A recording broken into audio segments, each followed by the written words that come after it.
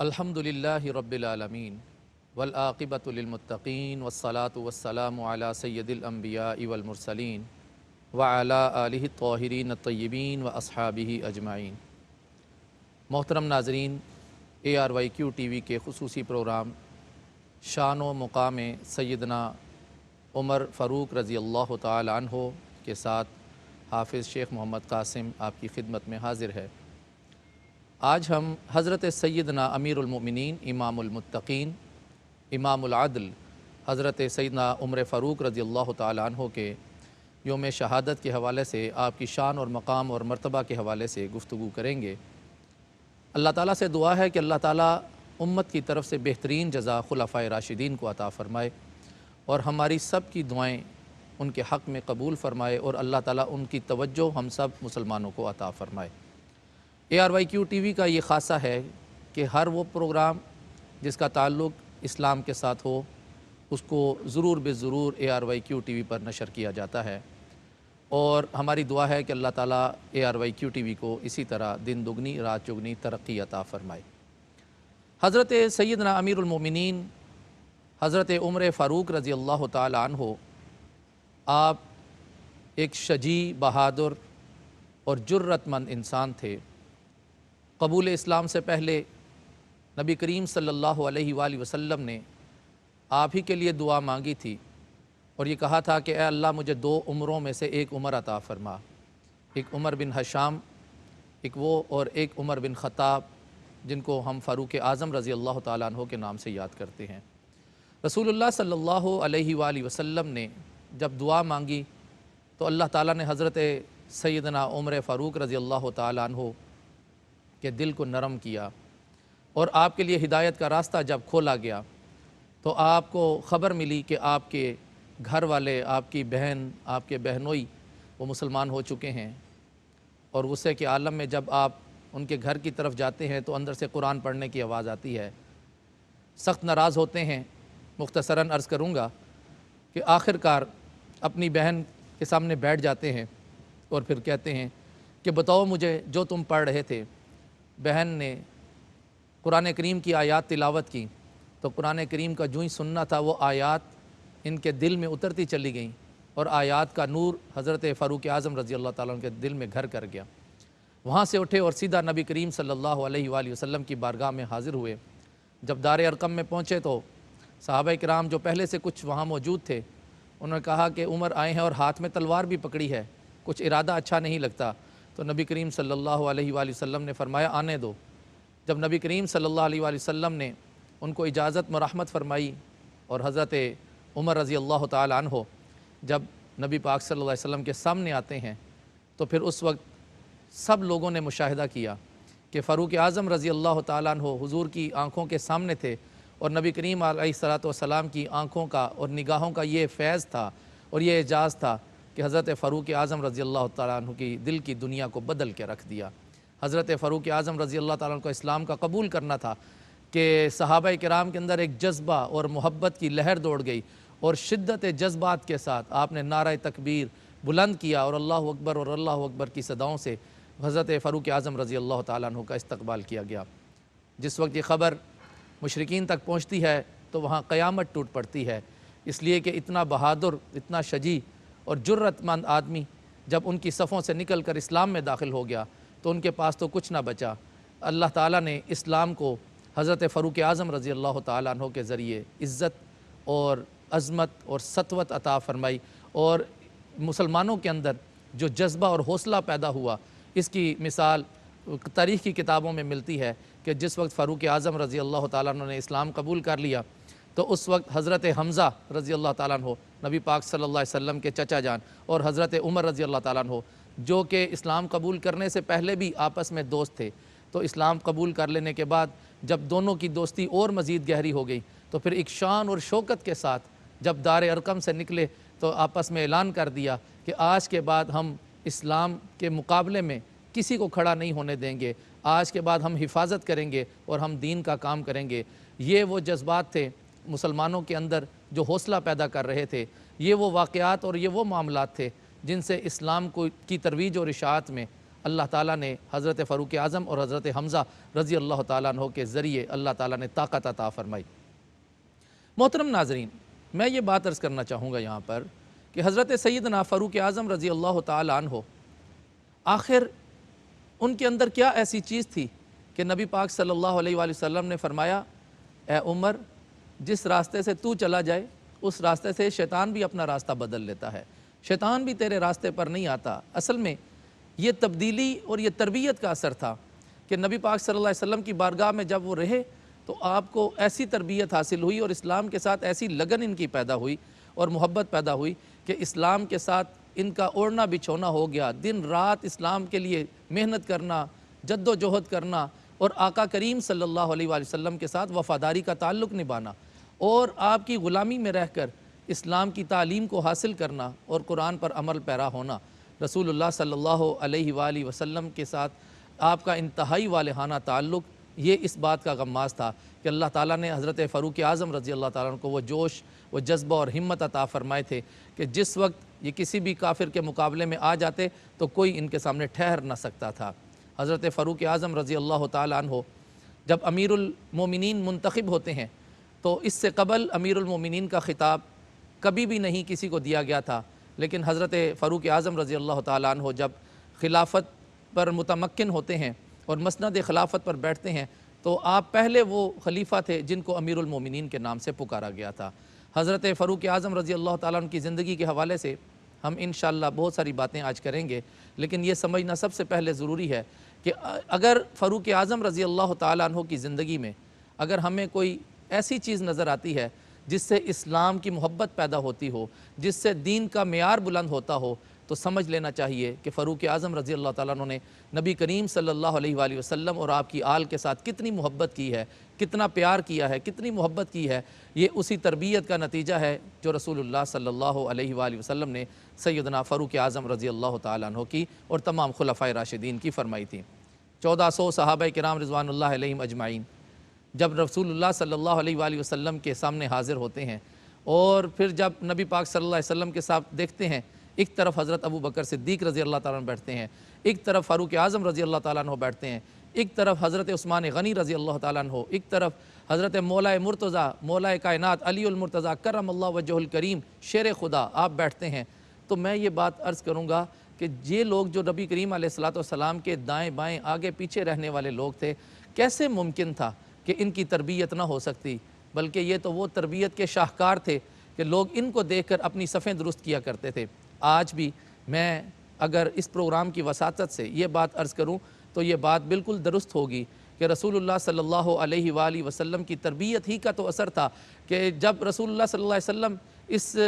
جہان فانی سے ظاہری طور پر آپ نے پردہ فرمایا اور آپ کے بعد حضرت ابو بکر صدیق رضی اللہ تعالیٰ عنہ اس خلافت کے مسند پر متمکن ہوتے ہیں تو حضرت عمر رضی اللہ تعالیٰ عنہ سب سے پہلے بڑھ کر حضرت ابو بکر صدیق رضی اللہ تعالیٰ عنہ کی بیعت کرتے ہیں اور فرماتے ہیں ابو بکر آپ ہاتھ بڑھائیے، عمر آپ کی خلافت کو قبول کرتا ہے اور آپ کے دست پر بیعت کرنے کے لیے تیار ہے۔ پھر دیکھتے ہی دیکھتے سب لوگوں نے حضرت عمر فاروق رضی اللہ تعالیٰ عنہ کی پیروی میں حضرت ابو بکر صدیق رضی اللہ تعالیٰ عنہ کی بیعت کر لی۔ اس طرح اسلامی نظام اور مضبوط مملکت جو اسلام کی تھی وہ قائم ہوئی اور اللہ تعالیٰ کے فضل اور اس کے کرم سے یہ ایک خوبصورت اور پرامن نظام جو رسول اللہ صلی اللہ علیہ وسلم کی ہدایات کی روشنی میں تھا، آپ کے اسوہ کاملہ کی روشنی میں تھا، آپ کے اسوہ حسنہ کی روشنی میں تھا، اس کو پروان چڑھایا گیا۔ میں یہاں پر یہ بات عرض کروں گا کہ حضرت عمر رضی اللہ تعالیٰ عنہ ایک ایڈمنسٹریٹر تھے۔ اگر میں یوں کہوں کہ آپ نے اپنی تمام صلاحیتیں جو اللہ تعالیٰ نے ان کو ودیعت کی تھیں، آپ نے تمام صلاحیتیں بروئے کار لاتے ہوئے کھپا دیں اور اسلامی نظام کو اور اسلامی مملکت کو مضبوط بنانے کے لیے، اس کو پروان چڑھانے کے لیے دن رات ایک کر دیا۔ حضرت فاروق اعظم رضی اللہ تعالیٰ عنہ کا عدل دنیا میں مشہور ہوا اور آج بھی یورپ میں عمر لا کے حوالے سے جو بات چیت کی جاتی ہے تو سب سے پہلے حضرت عمر فاروق رضی اللہ تعالیٰ عنہ کے انہی قوانین کو دیکھا جاتا ہے، پرکھا جاتا ہے اور سمجھا جاتا ہے۔ اگر آج مسلمان بھی اپنے ہیرو اور اپنی قابل اطاعت شخصیت حضرت فاروق اعظم رضی اللہ تعالیٰ عنہ کو قرار دے دیں تو میں سمجھتا ہوں آج بھی کامیابی ہم سے دور نہیں ہے۔ آج اگر ہم کسی غیر مسلم کا نام لیتے ہیں یا کسی ظالم کا نام لیں اور ہم اس کو یہ کہہ دیں کہ وہ بڑا بہادر تھا، تو میں یہ بات عرض کروں گا کہ مسلمان کے لیے یہ زیبا نہیں ہے۔ مسلمان کے لیے ضروری ہے کہ وہ حضرت فاروق اعظم رضی اللہ تعالیٰ عنہ کی زندگی کو سٹڈی کرے، اس کو پڑھے، اس کی معلومات حاصل کرے۔ حضرت فاروق اعظم رضی اللہ تعالیٰ عنہ جنہوں نے اپنے دور حکومت کے اندر 22 لاکھ مربع میل کا جو حصہ تھا وہ اسلامی مملکت میں شامل کیا، یہ کوئی چھوٹی بات نہیں تھی کہ 10 سال اور 6 ماہ آپ کی حکومت رہی اور اس حکومت کے اندر آپ نے اتنی وسیع ترین اسلامی مملکت قائم کر دی۔ یہ کس وجہ سے تھا؟ یہ آپ کی جرت، بہادری اور اسلام سے وفاداری اور نبی کریم صلی اللہ علیہ وسلم کی ذات سے محبت اور اللہ کو وحدہ لا شریک مانتے ہوئے یہ آپ کی محبتوں کا نتیجہ تھا، آپ کی ورکنگ تھی، آپ کا کام تھا، اور اس کام کے نتیجے میں اللہ تعالیٰ نے کتنا کچھ نوازا۔ آپ نے کبھی کسی گورنر کو ڈھیل نہیں دی تھی، کبھی کسی عمال کو ڈھیل نہیں دی تھی، کوئی لوگوں کو کوئی بندہ تنگ کرے، اللہ کی مخلوق کو کوئی تنگ کرے، کسی کے لیے یہ اجازت نہ تھی۔ حضرت فاروق اعظم رضی اللہ تعالیٰ عنہ نے عدل کا محکمہ قائم کیا، پولیس کا محکمہ قائم کیا، جیل خانے قائم کی، سزائیں مقرر کیں، شرعی حدود جو تھیں وہ مقرر کی گئیں۔ اسی طرح خزانے کا محکمہ قائم کیا گیا، یہاں تک کہ دنیا میں کائنات کے اندر سب سے پہلے حضرت فاروق اعظم رضی اللہ تعالیٰ عنہ ہی وہ شخصیت ہیں جنہوں نے نبی کریم صلی اللہ علیہ وسلم کی تابعداری میں رہتے ہوئے دودھ پیتے بچوں کو، معذور لوگوں کو، بیواؤں کو وظیفہ جاری کرنے کا حکم دیا۔ حضرت فاروق اعظم رضی اللہ تعالیٰ کے دور میں ڈاک کا محکمہ قائم کیا گیا، پوسٹ آفس بنایا گیا، سڑکیں بنائی گئی، باغات بنائے گئے، چشمے اور نہریں تیار کی گئیں۔ یہ سب کچھ کیا تھا؟ لوگ آج عجیب و غریب انداز سے الیگزینڈر کی یا سکندر اعظم کی جو مثالیں دیتے ہیں کہ اس نے 17 سال حکومت کی اور اس نے یہ کچھ کیا اور کتنے علاقے اس نے فتح کر لیے۔ میں یہ بات عرض کروں گا کہ اگر حضرت فاروق اعظم رضی اللہ تعالیٰ عنہ کے دور کو دیکھا جائے تو 10.5 سال کی حکومت کے اندر 22 لاکھ مربع میل کا جو زمین کا حصہ ہے وہ اس کو اسلامی مملکت میں شامل کرنا، لوگوں کو اسلام کی دعوت دینا، لوگوں کو مسلمان کرنا، لوگوں کو اسلام سے قریب کرنا، یہ بہت بڑی ایک ذمہ داری تھی اور بہت بڑا کارنامہ تھا۔ سکندر اعظم علاقے تو فتح کر گیا لیکن دنیا کو تو کچھ نہیں دے کر گیا، جبکہ فاروق اعظم رضی اللہ تعالیٰ عنہ نے علاقے بھی فتح کیے ہیں اور دنیا کے نام پر رہنمائی اور ہدایت بھی چھوڑ کر گئے ہیں کہ اگر زندہ رہنا ہے تو اسلام کے ساتھ مل کر زندہ رہنا ہے تو زندگی اس چیز کا نام ہے، اور اگر اسلام سے دور رہو گے تو یہ زندگی نہیں ہے۔ اسلام کے ساتھ وابستہ رہ کر زندگی بسر کرنا حضرت فاروق اعظم رضی اللہ تعالیٰ عنہ نے اپنی ذات اور اپنی کردار کے ساتھ، اپنے اعمال اور افعال کے ساتھ کر کے بتایا۔ یہی وجہ تھی کہ نمازوں کے اندر آپ نے جو اوقات مقرر کروائے، پھر اس کے ساتھ آپ نے فجر کی نماز میں الصلاۃ خیر من النوم کا جو کلمہ ہے اس کو اضافہ فرمایا۔ اسی طرح آپ نے رمضان المبارک میں تراویح کی نماز کو اس کا آغاز فرمایا۔ یہ سب کارنامے حضرت سیدنا فاروق اعظم رضی اللہ تعالیٰ عنہ کے ہیں۔ حضرت عمر رضی اللہ تعالیٰ عنہ کے عدل کی مثالیں تو یوں بھی دی جا سکتی ہیں، آپ کا اپنا ہی جملہ ہے۔ آپ فرماتے ہیں کہ اگر فرات کے کنارے ایک کتا بھی پیاس سے مر گیا تو عمر کو اس کا بھی حساب دینا ہوگا۔ سامعین محترم اور میرے حاضرین اور ناظرین، میں آپ سے یہ بات عرض کرنا چاہوں گا کہ کیا اس جملے کے اندر کوئی سبق نہیں ہے؟ کیا ہم اس جملے سے کچھ نہیں حاصل کر سکتے؟ اگر ہم میں سے ہر شخص اپنے آپ کو حضرت فاروق اعظم رضی اللہ تعالیٰ عنہ کی طرح عدل اور انصاف کا داعی بنا لے اور اپنے اوپر بھی عدل قائم کرنے کی کوشش کرے تو ہم سے کسی کے ساتھ زیادتی نہیں ہوگی۔ ہم نہ جانے دن میں کتنے لوگوں کے ساتھ کبھی اپنی زبان سے، کبھی اپنی آنکھوں سے، کبھی اپنے ہاتھ سے، کبھی اپنے مال سے، پتہ نہیں کتنے ہی لوگوں کے ساتھ ہم زیادتی کر جاتے ہیں اور طرح طرح سے ہم اللہ کی مخلوق کو ناراض کرتے ہیں۔ لیکن اللہ تعالیٰ نے کرم کیا ہے، اللہ تعالیٰ نے فضل کیا ہے کہ مسلمانوں کو توبہ کا راستہ دیا ہے کہ تم میں سے جب کوئی غلطی ہو جائے تو توبہ کے راستے پہ اور توبہ اختیار کرو، اس لیے کہ اللہ تعالیٰ توبہ کو پسند کرتا ہے۔ لیکن اس کے باوجود ہمیں اپنے وجود میں تبدیلی لانے کے لیے ضروری طور پر یہ کرنا ہوگا کہ ہمیں فاروق اعظم رضی اللہ تعالیٰ عنہ کی سیرت کو اپنانا ہوگا، اور یہ سیرت اس لیے اپنانا ہوگی کہ نبی کریم صلی اللہ علیہ وآلہ وسلم کے کردار اور آپ کی تعلیمات کا اثر تھا کہ حضرت فاروق اعظم رضی اللہ تعالیٰ عنہ جو اسلام کے سب سے بڑے دشمن تھے پھر اسلام کے سب سے بڑے حامی بن کر ابھرے اور اسلام میں خلیفہ راشد کے طور پر اب آپ جانے اور پہچانے جاتے ہیں۔ حضرت عمر فاروق رضی اللہ تعالیٰ عنہ کی مہر کے اوپر لکھا ہوتا تھا کہ عمر نصیحت کے لیے موت ہی کافی ہے۔ یہ بہت بڑا جملہ ہے کہ حضرت فاروق اعظم رضی اللہ تعالیٰ عنہ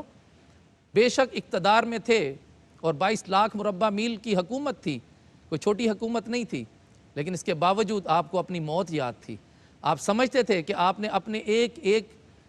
وقت کا، ایک ایک لمحے کا، ایک ایک حصے کا حساب اللہ تعالیٰ کی بارگاہ میں آپ نے پیش کرنا ہے، اور رعایا کے ساتھ آپ کا جو بھی سلوک تھا آپ جانتے تھے اگر میں نے کسی سے زیادتی کی تو مجھے اس کا بھی حساب دینا ہوگا۔ آئیے میں آپ کو ایک خوبصورت بات سناتا ہوں۔ حضرت فاروق اعظم رضی اللہ تعالیٰ عنہ اپنے نفس سے نہیں اور اپنی ذات کے لیے نہیں، آپ صرف اسلام کے خلیفہ تھے اور اپنے آپ کو بھی اسلام کا تابع بنا کر رکھتے تھے۔ آپ نے اپنے آپ کو کیسے اسلام کے ساتھ جوڑا ہوا تھا، میں آپ کو ایک روایت سناتا ہوں۔ ایک مرتبہ حضرت فاروق اعظم رضی اللہ تعالیٰ عنہ کی عادت مبارکہ تھی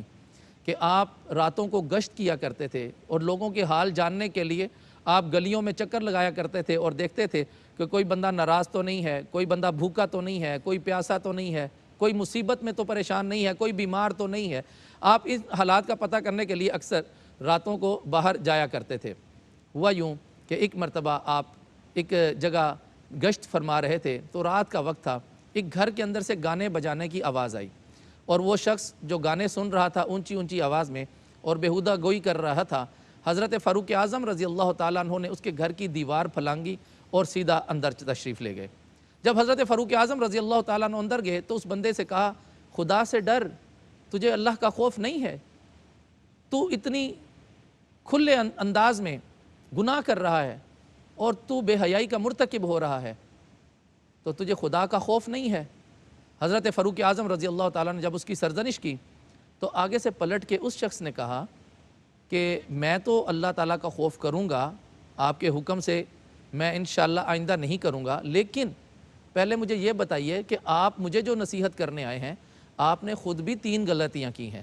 فاروق اعظم رضی اللہ تعالیٰ نے پوچھا، میں نے کیا 3 غلطیاں کی ہیں جو آپ مجھے کہہ رہے ہیں کہ آپ نے 3 غلطیاں کی ہیں؟ اگر یہاں پر مثال کے طور پر موجودہ دور میں کوئی حکمران ہو یا اپنے سے سینئر پوسٹ کا کوئی آدمی ہو تو اس کو اگر یہ بندہ بات کہے تو اس کے لیے جینا محال ہو جائے، اس لیے کہ اعتراض کرنے والے کو ہم حق نہیں دیتے کہ وہ آپ کی اصلاح کے لیے کوئی اعتراض کر سکے۔ اگر ہم کسی بڑے آدمی پر اعتراض کریں گے تو پلٹ کے وہ ہمیں غصے کی نظر سے یا ناراضگی کا باعث سمجھتے ہوئے ہمیں اپنی مجلس سے ہی اٹھا دے، لیکن حضرت فاروق اعظم رضی اللہ تعالیٰ عنہ، میں نے پہلے بھی عرض کیا، کیونکہ یہ اپنی ذات کے لیے خلیفہ نہیں تھے، اپنے نفس کے لیے نہیں تھے، یہ مسلمانوں کے خلیفہ تھے، اور ان کے وجود پر اسلام کا مزاج مکمل طور پر طاری تھا، اور ان کے وجود پر نبی کریم صلی اللہ علیہ وآلہ وسلم کی تعلیمات کی حکمرانی قائم تھی۔ انہوں نے کہا، بتاؤ میں نے کیا غلطی کی ہے؟ اس شخص نے کہا کہ آپ نے سب سے پہلے غلطی یہ کی ہے، آپ دیوار پھاند کر میرے گھر میں داخل ہوئے ہیں، جبکہ قرآن تو یہ کہتا ہے وَأْتُوا الْبُيُوتَ مِنْ أَبْوَابِهَا، جب گھروں میں داخل ہو تو دروازے کے راستے سے داخل ہو۔ اور دوسری آپ نے غلطی یہ کی ہے امیر المومنین کہ آپ نے جاسوسی کی ہے، تو قرآن تو کہتا ہے وَلَا تَجَسَّسُوا وَلَا يَغْتَبْ بَعْضُكُمْ بَعْضًا، تو قرآن نے تو جاسوسی کرنے سے منع کیا ہے۔ اور تیسری غلطی آپ نے یہ کی ہے کہ آپ بغیر اجازت کے میرے گھر میں داخل ہوئے ہیں، جبکہ قرآن کہتا ہے لا تدخلوا بیوتا غیر بیوتکم حتی تستأنسوا وتسلموا علی اہلہا، تو قرآن تو کہتا ہے جب کسی کے گھر میں داخل ہو تو پہلے اہل خانہ سے اجازت طلب کرو اور پھر جب اجازت مل جائے تو پھر ان کو سلام کرو۔ تو آپ نے بھی تو 3 غلطیاں کی ہیں۔ حضرت فاروق اعظم رضی اللہ تعالیٰ نے دوسری بات ہی نہ کی اور یوں فرمایا اس شخص سے کہ تم مجھے معاف کر دو، یہ میری غلطی تھی، میں تمہیں معاف کرتا ہوں، لیکن آئندہ تم ایسا نہ کرنا اور آئندہ میں بھی ایسا نہیں کروں گا۔ تو فاروق اعظم رضی اللہ تعالیٰ عنہ کی زندگی کا یہ شعار تھا کہ آپ نے اپنے لیے زندگی نہیں بسر کی، آپ خلیفہ بنے لیکن آپ امت کی خدمت کے لیے خلیفہ بنے، آپ نے اہل اللہ کی خدمت کی، آپ نے اللہ کی مخلوق کی خدمت کی، اور اللہ کی مخلوق کی خدمت میں آپ لگے رہے، کوشاں رہے، اور آپ نے اسی خدمت میں اپنا لیل و نہار بسر کیے۔ اور پھر میں آپ کو یہ بات بھی بتاتا چلوں کہ ایک مرتبہ عدل فاروقی کی مثال ہی دے رہا ہوں، ایک مرتبہ ایسا بھی ہوا کہ دور مدینہ طیبہ سے کئی میلوں دور فاصلے پر ایک چرواہا اپنی بکریاں چرا رہا تھا، تو اس نے دیکھا کہ اس کی ایک بکری ایک بھیڑیا چرا کر لے گیا ہے۔ جب اس نے یہ دیکھا کہ ایک بھیڑیا میری بکری اٹھا کر لے گیا ہے تو اس نے شور ڈال دیا اور گاؤں میں آ کر اس نے واویلا مچا دیا، لوگوں سنو، حضرت عمر فاروق رضی اللہ تعالیٰ عنہ فوت ہو گئے ہیں، لوگوں توجہ کرو۔ لوگوں نے کہا کہ تم اتنی دور مدینہ طیبہ سے بیٹھے ہو، تمہیں کیا پتا کہ حضرت فاروق اعظم رضی اللہ تعالیٰ فوت ہو گئے ہیں؟ تم امیر المومنین کے بارے میں یہ خبر کیسے کہہ سکتے ہو؟ اس نے کہا کہ میں اس یقین کے ساتھ یہ بات کر رہا ہوں کہ جب حضرت فاروق اعظم رضی اللہ تعالیٰ عنہ خلیفہ تھے اور جب فاروق اعظم رضی اللہ تعالیٰ عنہ خلافت کی مسند پر متمکن تھے، میں بے خوف اپنی بکریاں چرایا کرتا تھا، اور کسی بیڑیے کو اور کسی درندے کو بھی یہ جرت نہیں تھی کہ وہ آ کر میرے مال کے اوپر حملہ کرے اور اس پر قبضہ کرنے کی کوشش کرے۔ آج جب میری ایک بکری کو ایک بھیڑیا اٹھا کر لے گیا ہے تو جان لو کہ آج حضرت امیر المومنین دنیا سے پردہ فرما چکے ہیں، آج وہ جا چکے ہیں۔ سامعین محترم، یہ ایمان، یہ اعتقاد اور یہ توکل حضرت عمر فاروق رضی اللہ تعالیٰ عنہ کی ذات پر ان کے لوگوں کا ماننا اور اس رعایا کا ماننا کہ حضرت فاروق اعظم رضی اللہ تعالیٰ عنہ کی ذات بابرکات ایسی برکتوں والی ذات تھی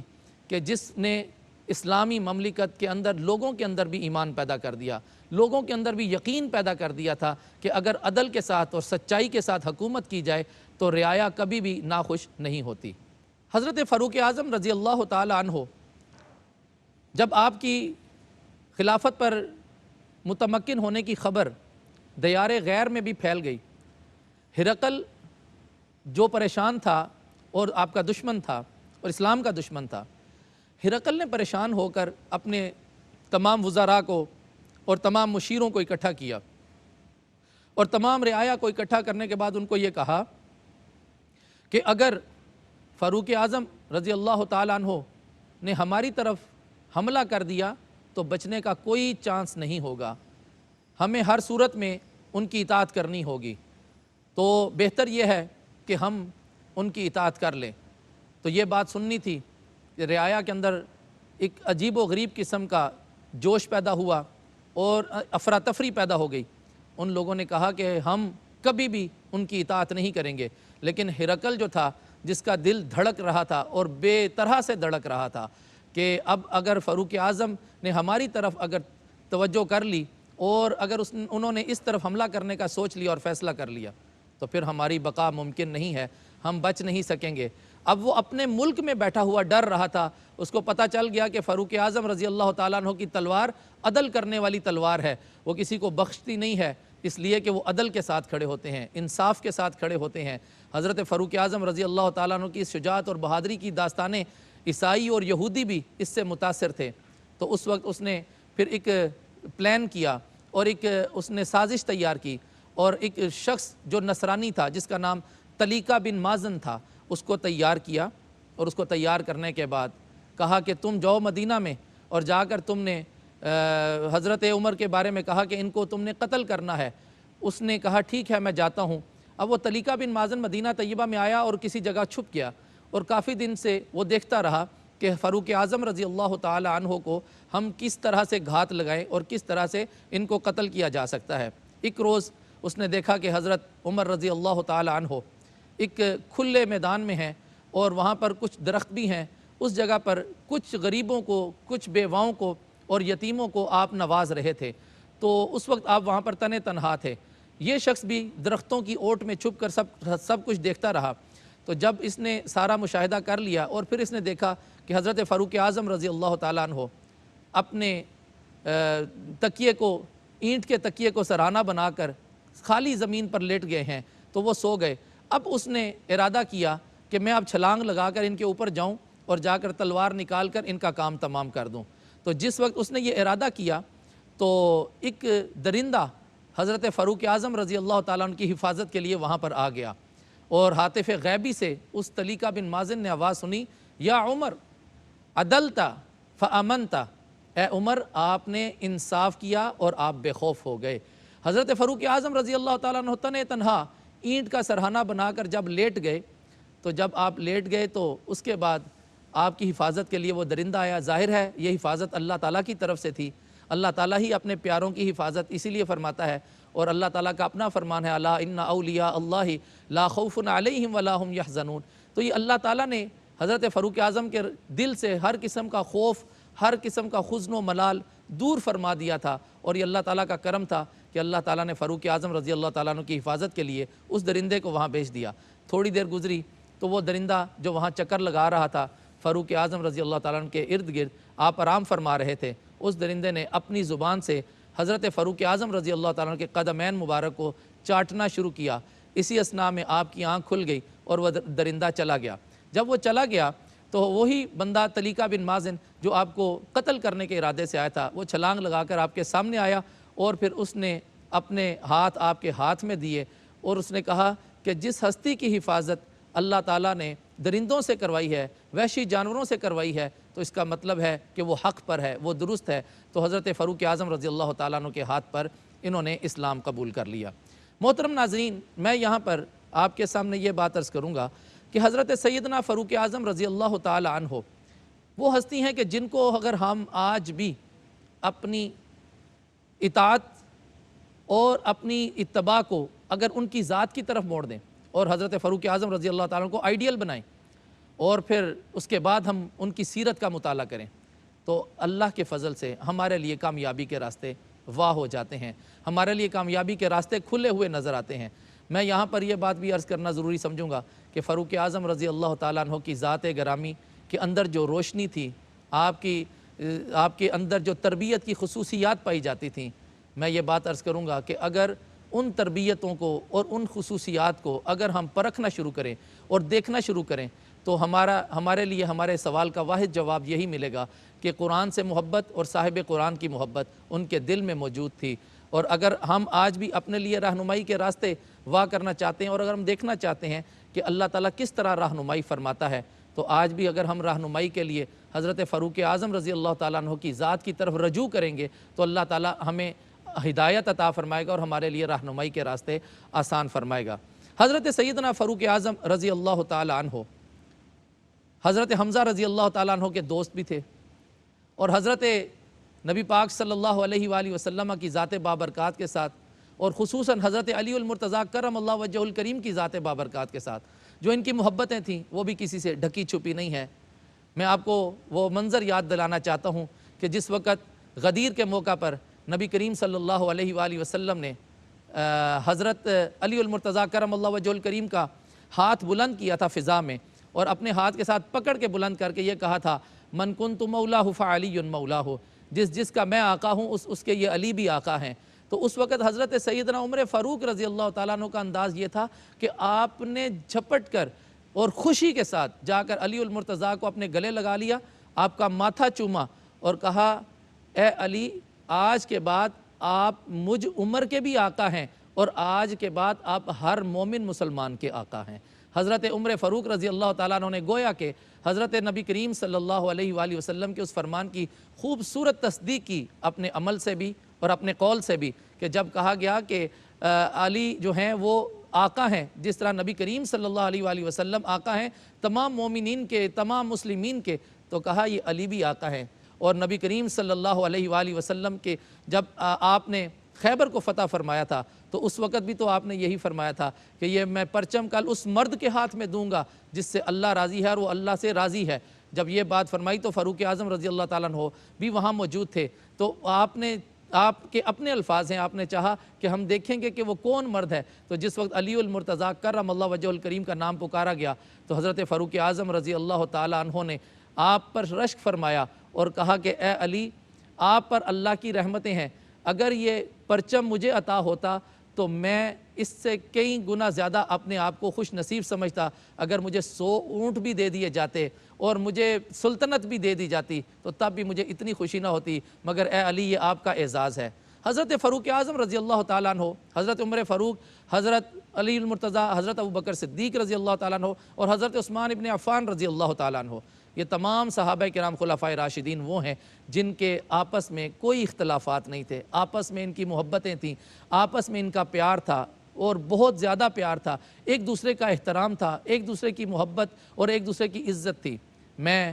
اتنی بات ضرور کہنا چاہوں گا، آج کل جو لوگ فضیلتوں کے معیار ناپنے کی کوشش کرتے ہیں ان کو چاہیے کہ وہ فضیلتوں کے معیار کو ناپنے کی کوشش مت کریں، بلکہ وہ فضیلت مآب شخصیات کی اتباع کرنے کی کوشش کریں، ان کی پیروی میں اپنے آپ کو رکھیں۔ جس طرح خلفائے راشدین نے رسول اللہ صلی اللہ علیہ وآلہ وسلم کی اطاعت کی، اتباع کی، ہمیں بھی چاہیے کہ ہم اس انداز سے نبی پاک صلی اللہ علیہ وسلم کی اتباع کریں اور آپ کی اطاعت کو اختیار کریں۔ اور جس طرح صحابہ کرام نے آپس میں اپنے درمیان اہل بیت اطہار کو عزتیں عطا کی ہیں، ان کو عزت کی اور قدر کی نگاہ سے دیکھا ہے اور محبت کی نگاہ سے دیکھا ہے۔ اسی طرح آج مسلمانوں کو چاہیے کہ صحابہ کرام کے اسوہ کاملہ پر عمل کرتے ہوئے آج ہمیں بھی اہل بیت اطہار کے ساتھ اپنی محبتیں قائم اور دائم رکھنی ہیں۔ آج اگر ہمارے معاشرے کے اندر سکون آ سکتا ہے، محبت آ سکتی ہے، الفت آ سکتی ہے، تو قرآن اور صاحب قرآن سے وابستگی کی صورت میں آ سکتی ہے۔ یا وہ لوگ جن پر نبی کریم علیہ السلام نے خصوصی پیار کیا، اور وہ نبی کریم علیہ السلام کی اہل بیت اطہار جو آج بھی اسلام کے ساتھ کھڑی ہیں، اور وہ شخصیات جو آج بھی قرآن کے ساتھ کھڑی ہیں، جنہوں نے قرآن کا پرچم آج بھی سر بلند کر رکھا ہے، آج امت مسلمہ کو چاہیے کہ ایسی نیک شخصیات کے ساتھ اور ایسی باعمل شخصیات کے ساتھ اپنا تعلق مضبوط رکھیں۔ حضرت سیدنا فاروق اعظم رضی اللہ تعالیٰ عنہ کی زندگی ہمیں یہی سبق دیتی ہے کہ اپنے لیے جینا جینا نہیں ہے، دوسروں کے لیے جینا اصل زندگی ہے۔ حضرت فاروق اعظم رضی اللہ تعالیٰ عنہ اخلاقیات میں، محاسن میں اور حسن کردار میں اور سخاوت میں اور شجاعت میں اپنی ایک مثال رکھتے تھے۔ آپ نے اسلام کے اوپر عمل کر کے بتا دیا کہ جس وقت انسان مکمل طور پر اللہ تعالیٰ کی بارگاہ میں جھک جاتا ہے، اللہ تعالیٰ اس کو دنیا کی نگاہوں میں اٹھا دیتا ہے۔ یہ حضرت سیدنا فاروق اعظم رضی اللہ تعالیٰ عنہ کی زندگی تھی۔ میں یہاں پر یہ بات اگر عرض کروں تو دلچسپی سے خالی نہ ہوگی۔ امیر المومنین ہوں اور 22 لاکھ مربع میل کی حکومت ہو، اور آپ کا اعلان ہو کہ میری سلطنت کے اندر مشرق کے کنارے سے لے کر مغربی کنارے تک اگر کوئی عورت اپنے سر پر سونے کا تھال لے کر چلے اور اگر راستے میں اس کو کوئی ڈاکو لوٹ لے تو پھر سمجھ لینا کہ عدل قائم نہیں ہے۔ اور یہاں پر اگر کوئی ایسا کرتا ہے تو اس علاقے کے جو عمال ہوتے تھے یا اس علاقے کے گورنر یا اس علاقے کے جو ذمہ دار ہوتے تھے ان سے باز پرس کی جائے گی اور ان سے پوچھا جائے گا کہ تمہاری سلطنت کے اندر اور تمہاری زمین کے اندر یہ معاملہ جو پیش آیا ہے یہ کیوں پیش آیا ہے۔ صاحبو، یہ وہ عمر فاروق تھے جن کے کرتے پہ 14 پیوند لگے ہوئے تھے، جو کپڑے ٹانک ٹانک کر ایک قمیض اتارتے تھے تو دوسری پہن لیتے تھے، اس کو دھوتے تھے تو پھر پہلی پہن لیتے تھے۔ یہ آپ کی امارت کا ایک انداز تھا، یہ آپ کے اخلاص کا ایک نتیجہ تھا۔ حضرت سیدنا فاروق اعظم رضی اللہ تعالیٰ عنہ نے اپنے عمل سے ثابت کر کے بتایا کہ غریبوں کی مدد کرنے کے لیے ضروری نہیں ہے کہ خود امیر ہوا جائے، غریبوں کی مدد کرنے کے لیے اپنے آپ کو قربانی کے لیے تیار کرنا ضروری ہے، اللہ تعالیٰ پھر اس کے اوپر کرم فرما دیتا ہے۔ حضرت عمر فاروق رضی اللہ تعالیٰ عنہ ایک بڑھیا کے گھر جایا کرتے تھے، اکثر اس کے گھر کام کرنے، لیکن جب بھی وہ جاتے اس گھر کے اندر تو دیکھتے کہ پہلے ہی کوئی بندہ وہاں کام کر کے چلا جاتا تھا۔ تو ایک مرتبہ اس بڑھیا کے گھر کے قریب کونے میں چھپ کر بیٹھ گئے اور دیکھنے لگے کہ کون ہے، تو دیکھا کہ صدیق اکبر رضی اللہ تعالیٰ عنہ اس بڑھیا کے گھر آتے ہیں اور اس کا کام کر کے دے جاتے ہیں۔ تو حضرت فاروق اعظم رضی اللہ تعالیٰ عنہ کی آنکھوں میں آنسو آئے اور آپ کہنے لگے، اے ابو بکر، آپ نے اپنے بعد آنے والوں کے لیے مشکلات پیدا کر دی ہیں، آپ کے بعد آنے والے لوگوں کے لیے بہت سی مشکلات ہوں گی کہ وہ کس انداز سے جو ہے وہ حکومت کا نظام چلائیں گے۔ حضرت عمر رضی اللہ تعالیٰ عنہ نے جب خلافت کا مسند سنبھالی تو خلافت کی مسند سنبھالنے کے بعد لوگوں کو اکٹھا کر کے پوچھا کہ بتاؤ، فاروق اعظم تم سے پوچھتا ہے، عمر تم سے پوچھتا ہے کہ مجھ سے پہلے ابو بکر صدیق کے کون سے ایسے کام تھے جو لوگوں کے لیے فلاح و بہبود کے کام تھے؟ تو حضرت فاروق اعظم رضی اللہ تعالیٰ عنہ کو جواب دیا گیا کہ ایک دور پہاڑ کی چٹان ہے، یہاں پر اس سے پیچھے ایک بڑھیا رہتی ہے، حضرت صدیق اکبر رضی اللہ تعالیٰ عنہ روز اس کے لیے کھانا لے کر جایا کرتے تھے اور اس کے گھر کی صفائی کیا کرتے تھے۔ حضرت فاروق اعظم رضی اللہ تعالیٰ عنہ بھی جب خلافت پر متمکن ہوئے، حضرت صدیق اکبر رضی اللہ تعالیٰ عنہ دنیا سے رخصت ہو گئے تو آپ اس طرف گئے۔ جب آپ ان کے گھر گئے تو دیکھا کہ بڑھیا ہے، وہاں کوئی بھی نہیں ہے۔ آپ نے کھانا لیا اور اس بڑھیا کو نوالے توڑ توڑ کے کھلانے لگے تو اس بڑھیا نے کہا، لگتا ہے ابو بکر فوت ہو گئے ہیں۔ وہ بڑھیا اندھی تھی، دیکھ نہیں سکتی تھی، نابینا تھی۔ حضرت فاروق اعظم رضی اللہ تعالیٰ عنہ نے فرمایا، بڑھیا تمہیں کیسے پتا کہ وہ فوت ہو گئے ہیں؟ وہ کہنے لگی کہ اس لیے کہ ان کو پتا تھا کہ میری منہ میں دانت نہیں ہیں، اور وہ جب بھی لقمہ مجھے کھلایا کرتے تھے پہلے اپنے منہ میں چبایا کرتے تھے، پھر اس کو نرم کر کے میرے منہ میں ڈالا کرتے تھے۔ حضرت فاروق اعظم رضی اللہ تعالیٰ عنہ کی آنکھوں میں آنسو آ گئے اور حضرت فاروق اعظم رضی اللہ تعالیٰ عنہ پھر وہاں سے اٹھے، اس بڑھیا کی خدمت کر کے واپس آئے اور سوچتے رہے کہ ابو بکر صدیق کتنے عظیم الشان خلیفہ تھے جنہوں نے ہمارے لیے یہ راستے بنائے اور خدمت خلق کا ہمیں طریقہ بتایا۔ محترم ناظرین، میں یہاں پر یہ بات بھی عرض کرنا چاہوں گا کہ حضرت سیدنا عمر فاروق رضی اللہ تعالیٰ عنہ اللہ تعالیٰ کی طرف سے اس امت کے لیے ایک تحفہ تھے۔ آج اگر امت فائدہ اٹھانا چاہے، آج اگر یہ امت اپنے راستے استوار کرنا چاہے اور اسلام کے ساتھ اپنا تعلق بنانا چاہے اور اپنی راہیں ہموار کرنا چاہے تو آج بھی خلفائے راشدین کے نظام کے اندر وہ کامیابیوں کے راز مضمر ہیں کہ جس سے ہم سب لوگ اپنی منزل مقصود کو پا سکتے ہیں۔ اللہ تعالیٰ مجھے اور آپ کو عمل کی توفیق عطا فرمائے۔ وآخر دعوانا ان الحمد للہ رب العالمین۔